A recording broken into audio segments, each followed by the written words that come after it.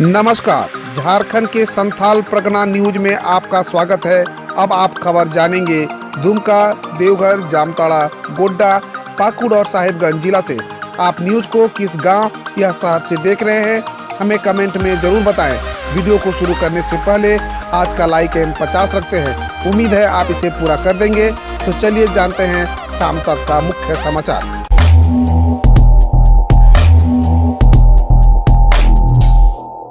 झारखंड राज्य में पंचायत चुनाव जल्द कराने की कवायद 23 दिसंबर या अगले साल जनवरी में हो सकता है चुनाव। राज्य में पंचायत चुनाव को लेकर तैयारियां अंतिम चरण में पहुंच गई है। वोटर लिस्ट के बाद अब सीटों को आरक्षित करने की प्रक्रिया पूरी कर ली गई है। चुनाव चिन्ह अधिसूचित किया जा चुका है। चुनाव की तारीख की घोषणा के लिए प्रस्ताव राज्यपाल को जल्द भेज दिया जाएगा।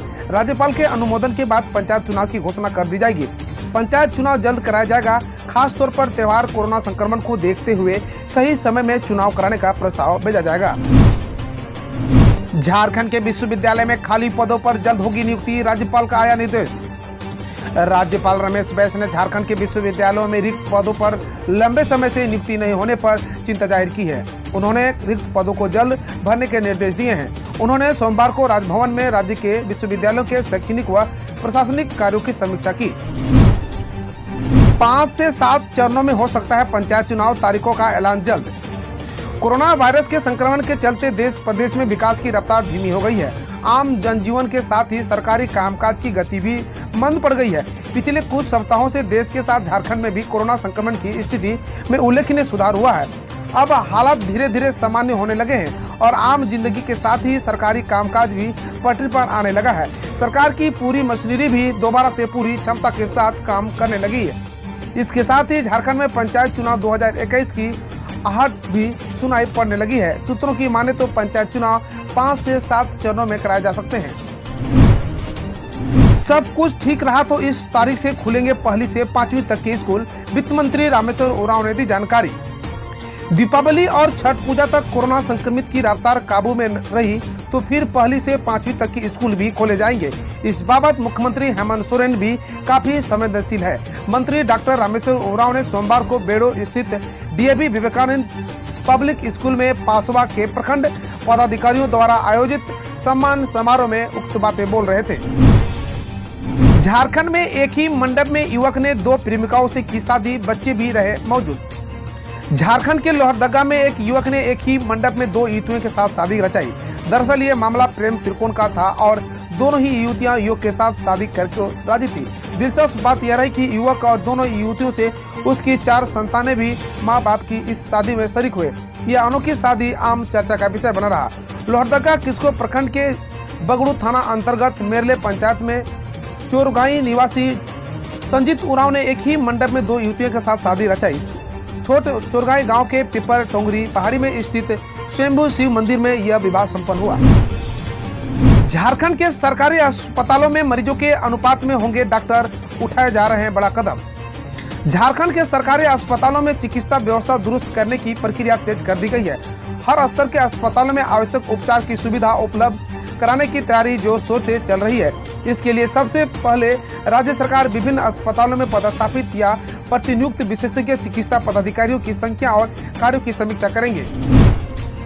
भारत को हॉकी में पहला गोल दिलाने वाले जयपाल सिंह मुंडा की कब्र और पुश्तैनी घर खंडहर में तब्दील। संविधान सभा के सदस्य के रूप में आदिवासियों को अधिकार दिलाने और अलग झारखंड राज्य की सबसे पहले मांग उठाने वाले जयपाल सिंह मुंडा से जुड़ी यादगार चीजें और उनकी विरासत कल संकट में है।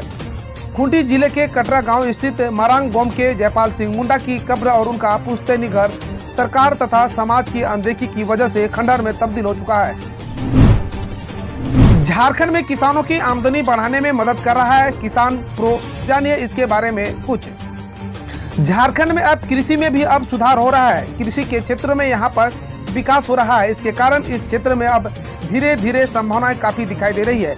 यही कारण है कि अब यहाँ पर कई युवा और नए किसान उभर कर सामने आ रहे हैं और इससे जुड़ी कई स्टार्टअप भी खोले जा रहे हैं। इसका फायदा किसानों को मिल रहा है क्योंकि इन स्टार्टअप के जरिए किसानों को खेती के लिए तकनीकी सहयोग मिल रहा है और उनके उत्पाद के लिए एक बेहतर बाजार भी मिल रहा है। झारखंड में किसान प्रो भी एक ऐसा ही स्टार्टअप है जिसका लाभ किसानों को मिल रहा है। राज्य के कई जिलों के किसान इसके लाभान्वित हो रहे हैं। किसान प्रो के संस्थापक पंकज राय रांची के रहने वाले हैं। उनके साथ रवि हैं जो पूरा प्रबंध देखते हैं। उन्होंने बताया कि झारखंड में सिंचाई की व्यवस्था हो चाहे कृषि के लिए स्थिति को हो जाए, स्थितियां पंजाब हरियाणा से बेहतर है। खास पर सब्जी और फूल उत्पादन में यह राज्य काफी देश का अग्रणी राज्य बनने की क्षमता रखता है। देवघर एयरपोर्ट को मंत्रालय से 4 टेक्निकल पॉइंट पर मिली हरी झंडी।